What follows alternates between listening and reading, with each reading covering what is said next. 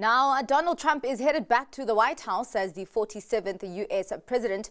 According to Oxford Economics Africa, African nations should brace themselves to contend with a lot more confrontational and transactional engagements with the U.S. while navigating tighter monetary policy and a stronger dollar. Jacques Nel, head of Africa Macro at Oxford Economics Africa, joins us with more detail on what Trump's election victory means for Africa. Thank you so much for your time, Jacques. Let's actually start off with your reading on how the African financial markets have performed amid the election result. And it's been quite interesting looking at our own currency. The rand has been very, very volatile, going from very weak to quite strong. Yeah, I think that was the big story. It's dollar strength, and because of that, we saw currency weakness across the board in Africa. The rand, as you mentioned, in particular, saw quite a spike after the election outcome. Some of the Francophone countries as well, with their currencies pegged to the euro. But again, looking at the rand today, it's not far away from where it was before the election. So it seems like a temporary spike. Looking at other markets, domestic yields increased somewhat in Egypt and Ghana, but nothing out of the ordinary. And this was also not synchronized. So Kenyan yields actually went down a bit. But I think the important thing is that even though the magnitude of the Trump victory was quite surprising and how quick it happened, we thought it might take weeks, if not months, before we get an election outcome. And then it happened the day afterwards. So I think that was the shock to markets, how quickly it happened. Yeah, indeed. Well, I mean, just to lay the table for us on what Trump's policy stance is towards Africa. And actually, I've noticed that there are also some concerns on his possible approach to foreign aid. Yes, well, it's a difficult one because from his first presidency, I think it's important to distinguish what Trump said and how he was portrayed in the media and what he actually did towards Africa. So in the media, of course, he came across as quite insulting and almost uninterested in the continent. But then again, he put the Prosper Africa initiative in place, the Investment Development Finance Corporation he also established.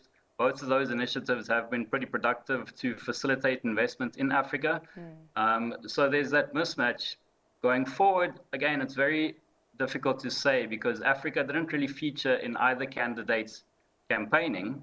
What we do know is that Trump does prefer bilateral negotiations to multilateral platforms, which might be bad for institutions like the AU or the Africa Free Trade Agreement going forward. But again, he did build some strong relationships with some African countries. Kenya in particular is a highlight there. And then there's something like China. Is Trump going to be as happy as the previous administration with China's presence in Africa? Is he going to allow African governments to sort of play the US, China against one another? Or is he going to be more forceful instead of sort of wooing African countries with investment, rather threatening them with access to trade or investment or, as you mentioned, aid? So what you're saying is, because obviously we know the tensions between the US and China, and that could escalate under his presidency. What you're saying is that Africa could possibly experience an indirect impact of that escalating, I guess, tension between the US and China. Yes, it could. Trump is clearly a China hawk, and I think Africa is going to be the theater of a lot of those skirmishes between the US and China. As I mentioned, in the Biden administration took a stance where it's the investment race. So who can woo most African governments with more investment, allowing African governments to sort of negotiate the best deal that they can get between the US and China.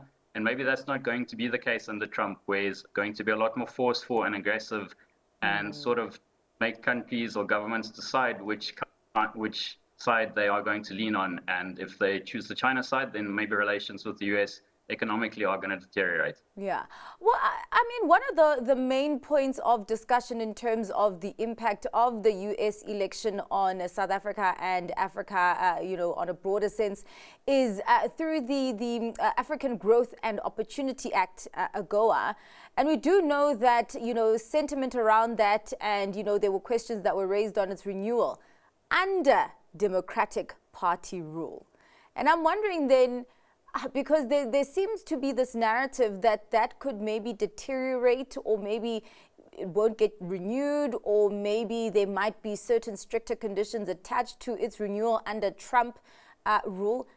Just talk to me about those dynamics here and what you're reading in terms of that. All the messaging in the lead up to the elections was that the bill that's being discussed in the US to extend the GOA to 2041, which is longer than the usual 10-year bill, did receive bipartisan support. It was just the elections that sort of stalled that bill from going further.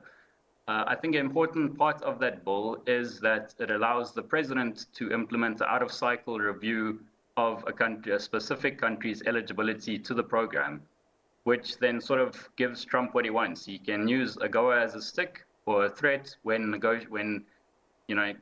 collaboration with the country isn't going his way, yet the countries still have benefits to the GOA. So in one sense, it's the risk of it not being extended is less because Trump will be able to use it as a stick, but on the other hand, him being able to do so would reduce its effectiveness because a lot of companies are going to be a bit uncertain how long are they going to have these benefits if they do invest in African countries.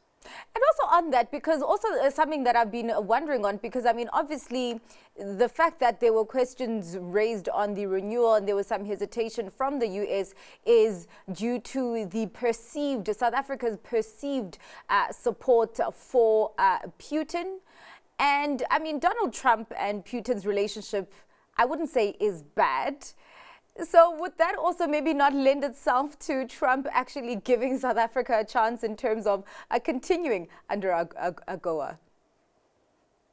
That's a very difficult question because it's true that from his first presidency, it did seem like his relationship with Putin wasn't too bad, but that was before Putin invaded Ukraine, which sort of changed the picture. And we don't know yet, but should change Trump's relationship with him. He has said that he doesn't support, he wants to reduce support to Ukraine in that war, which is sort of a more pro-Russian stance than the current administration. But it is an interesting dynamic. Russia's presence in BRICS and the importance of BRICS now to China is another interesting dynamic that's just going to complicate geopolitics further. All right. Well, Jacques, as we wrap up the conversation, are there any positives that are apparent at this point in terms of, what Africa could get under a Trump presidency? Well, if Trump does implement the tariffs that he's been talking about, that is going to be a significant disengagement of the US from global trade networks. And that is going to leave a void. So if trade wars do, come in place, a lot of countries are going to be looking for different trade partners, and that of course leaves a role for Africa. Africa could potentially act as a new markets for a lot of exports from other countries. Those countries, specifically China, could then invest more in Africa to sort of create those markets for its products. And then just again with the US taking a view where investment should be more important than aid isn't necessarily a bad thing. Trump does consider himself a businessman, so if he lowers trade barriers or investment barriers for US companies in Africa, that's not going to be a bad thing. All right. Well, thank you so much for your time and for your insights there on that very, very important topic. Jacques, that was Jacques Nel, head of Africa Macro at Oxford Economics Africa.